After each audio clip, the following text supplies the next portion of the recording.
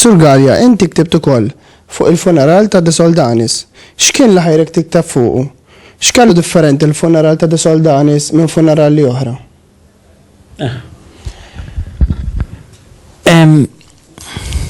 Meta kont qed nikteb l-istorja tal-parroċċja ta' San Pawl tal-Belt, intqajt ma' dokument li kien propju il-funeral ta' De Soldanis.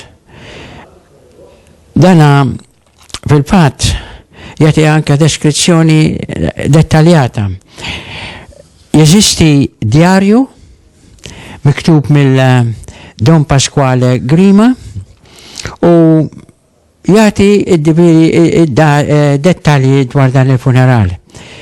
Irrid ngħid li De Soldanis kien minn Għawdex, però kif tafu ġi inħatar bibliotekarju tal-Ordni, kien l-ewwel bibliotekarju tal-Ordni, u allura u kien jgħix ħafna Malta.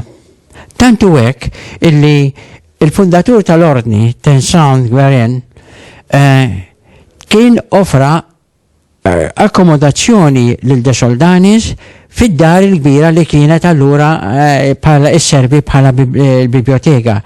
F'dik l-epoka il-biblioteka mhux dik li nafu biha llum, dik ġiet iżjed tard.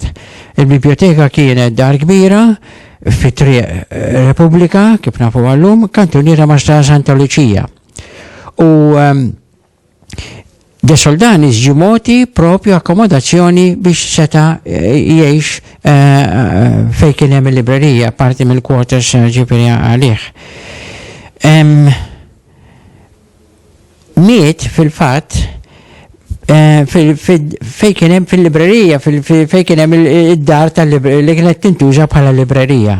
Dana kien fit-30 ta' Jannar 1770. L-Arċipriet Koadjutur tal-Knisja ta' San Pawl tal-Belt, Don Pasquale Grima, ħallinna djarju manuskritt. Dana l-lum huwa konservat fil-arkivi tal-Katedral li Mdina. U Don Pasquale Grima jikteb hekk. Għal-ħabta ta' 8 ta' bil-lejl miet il-bibliotekarju kanoniku Don Francesco Aġus tal-Kolleġġjata ta' Għawdex, il-Matrice. U it-transitu imbaq b'ampina waħda. U wara it-transitu mota waħda u b'ampina waħda biss, għaliex m'hemmx ħlif ampina waħda peress l-oħra hija mkissra u qed nistennewha jikteb interessanti li jikteb prima persona u qed nistennewha minn Messina. Mbagħad ikompli jikteb fid-djarju l-għada ġifieri fil-31 ta' Jannar jikteb hekk. Hawnhekk qed ingħid deskrizzjoni propja tal-funeral. Fid-9 ta' filgħodu, il-kappellan tal-Knisja tal-Vittoria, flimkien mal-kappellan tiegħu di Maġistrali Obbedjenza, ittrasportaw il-katavru tal-imsemmi kanoniku mid-dar fejn kien hemm il-librerija tas-Sagra Reliġjon ta' Ġerusalemm u akkumpanjat mill-patrijiet ta' San Franġisk, Sant Agustin tal-Karnu u l-patrijiet għamlek jisejħulhom zokkolanti, ġifieri l-patrijiet ta' Ġiżu l-minuri, wasluh fil-Knisja parrokjali u kolleġġjata tiegħi qed jikteb Grima, Pasquale Grima, tajjeb, jgħid fil-Knisja kolleġġjata tiegħi ta' San Pawl.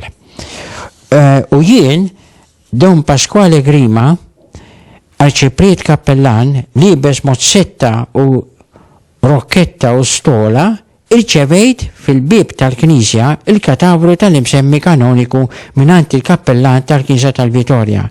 U mbagħad iċċelebrajt qudiesa kantata b'suffraġġju. Hawnhekk irid nagħmel daqsxejn bracket. Nispjega ftit il-Knisja tal-Vittoria tal-Belt dika kienet isservi bħala il-parroċċja tal-Ordni. Għalhekk u De Soldanis mill-biblioteka ittieħed fil-Knisja tal-Vittoria u mbagħad saret dina da trasport tal-kataveru mill-Vittoria għal San Pawl.